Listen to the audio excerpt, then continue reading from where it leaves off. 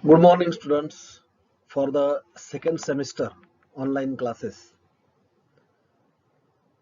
In last month, during the offline classes, we completed the first chapter, Chemistry of F block elements, and thereafter, the situation of pandemic becomes very worst, and so we are going for the online classes.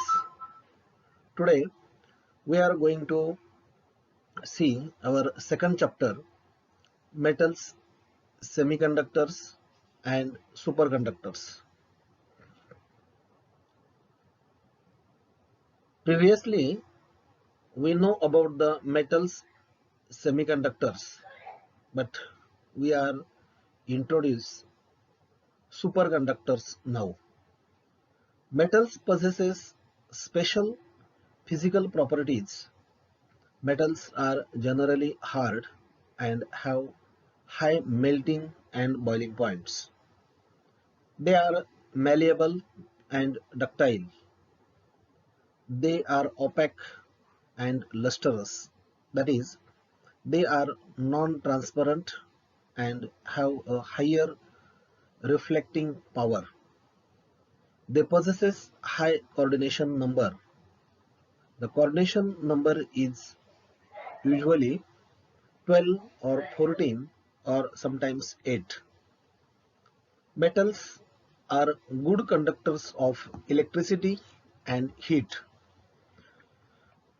The electrical conductance of metal decreases with increase in temperature.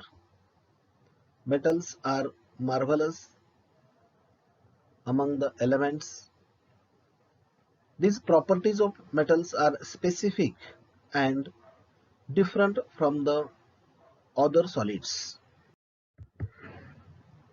Chemically, their properties depends on the ease of formation of cations. Metals have low ionization potential. They readily lose their valence electrons and form positive ions, that is cations. In this chapter, we study only the nature of bonding and electrical conductivity of metals. So, in the nature of bonding in metals, we see metallic bonding. The nature of bonding in metal is peculiar.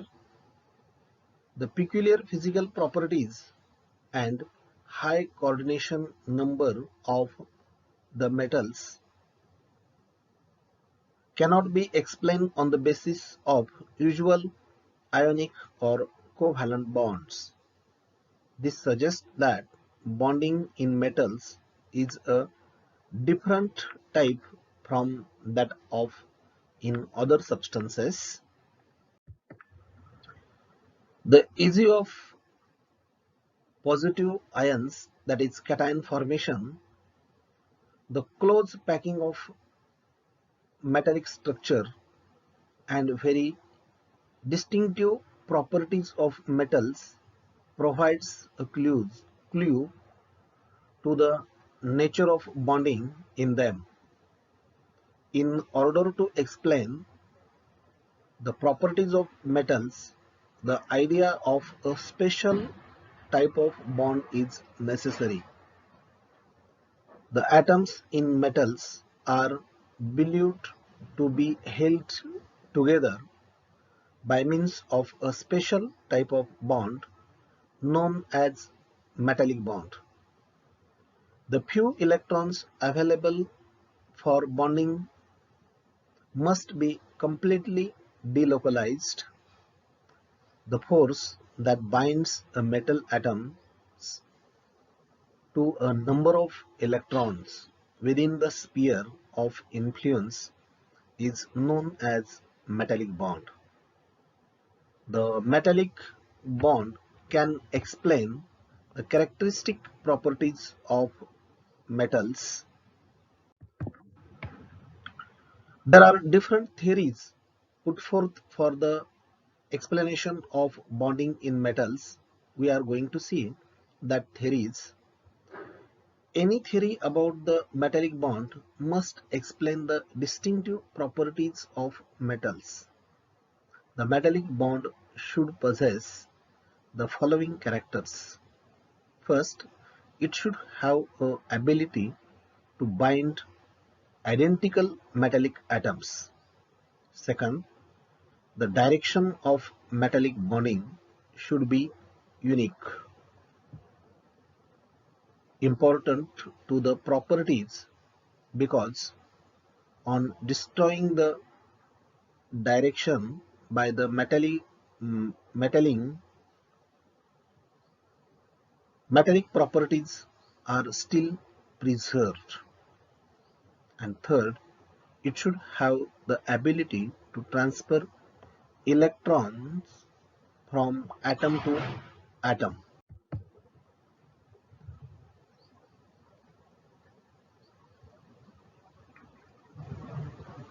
Therefore, any theory of the bonding in metals should explain the bonding of a large number of similar atoms in a pure metal.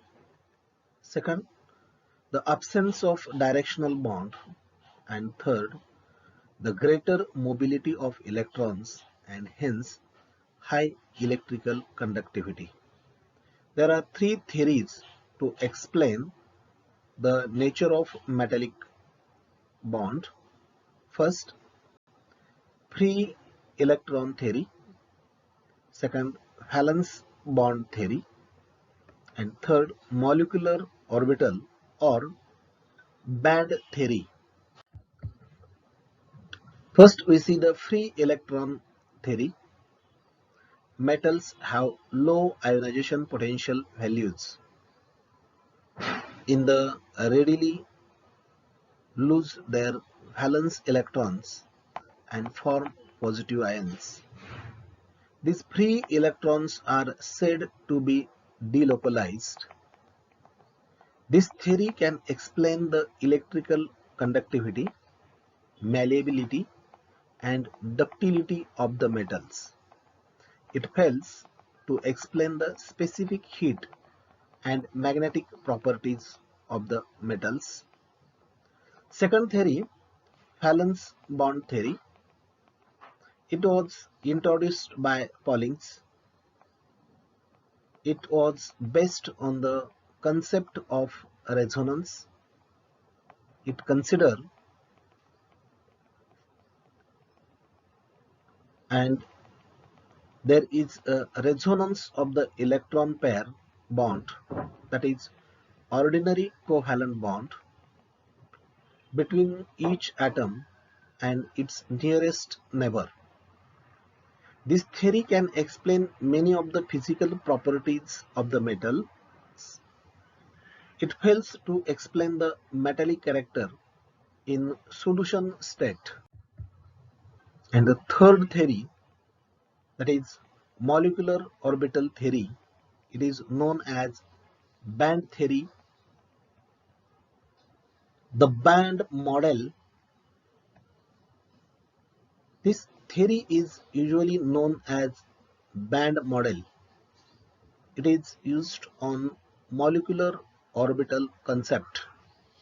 Molecular orbital approach to metallic bonding considers delocalization of the free electron orbitals over all and the atoms in the metal crystal.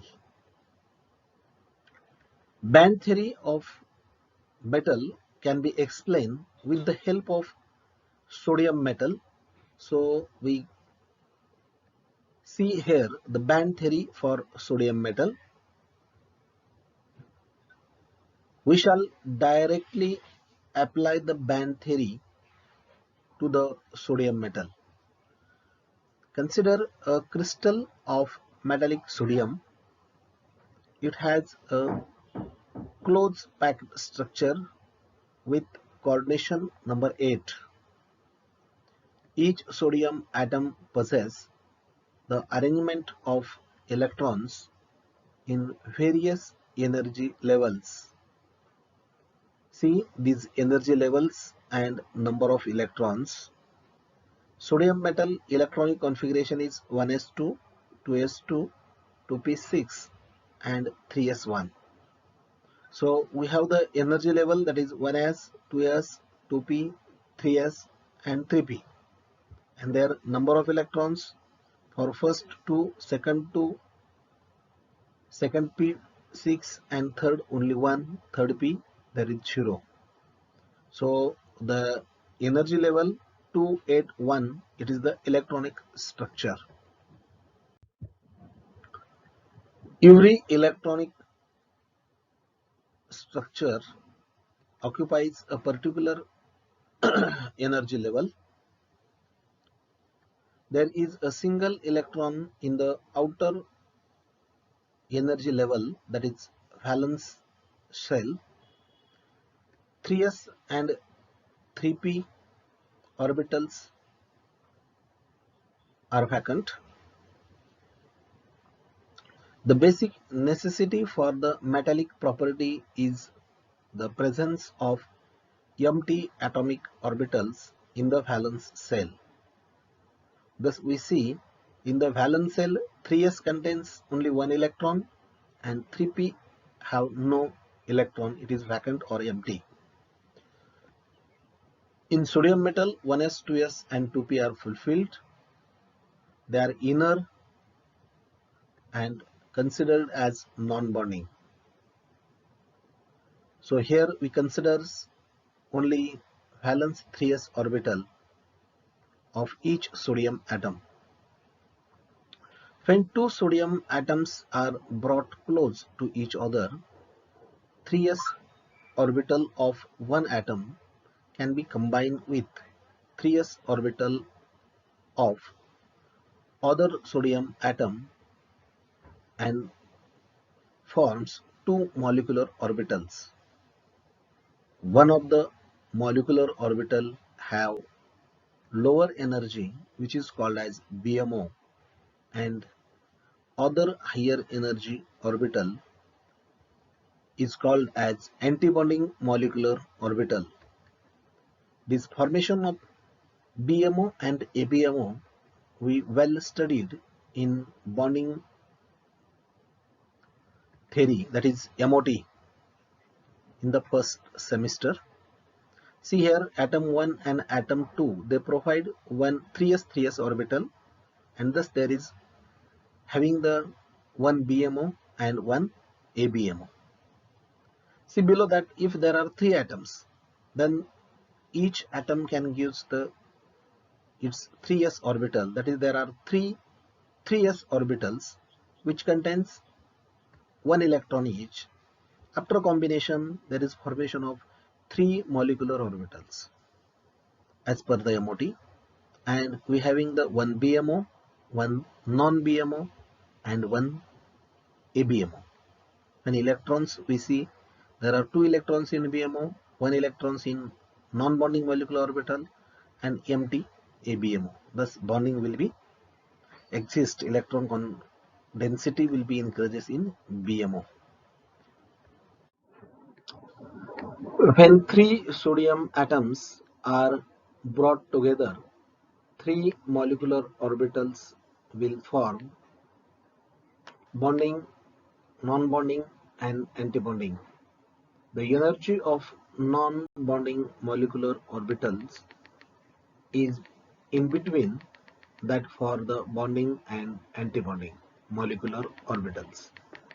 In this way, n atomic orbitals, that is 3s of n sodium atoms will combine and gives n number of molecular orbitals in sodium crystal.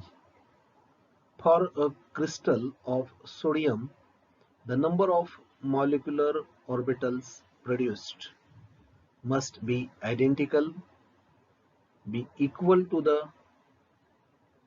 number of atomic orbitals combined or concerned. In a crystal of sodium metal, the number of molecular orbitals will be very large. The energy levels of these molecular orbitals will be so close together that they can almost be considered as continuous and form an energy band. Such a group of energy levels is known as a band, and hence the name of this theory is band model. The energy band is also called quasi-continuous band of levels, that is pseudo-continuous band levels. In a similar way, it might be possible to combine 1s, 2s and 2p orbitals to form 1s, 2s and 2p energy bands respectively in a crystal of sodium. The formation of an energy band in a crystal takes place only when there are large number of atoms. Second, the atoms are sufficiently close to each other. Third, combining atomic orbitals possesses matching symmetry. The atomic orbitals are of the same energy and have sufficient overlap. Fifth, the interaction between atomic orbitals is strong. The energy band overlaps all atoms and belongs to the whole crystal, that is complete delocalization.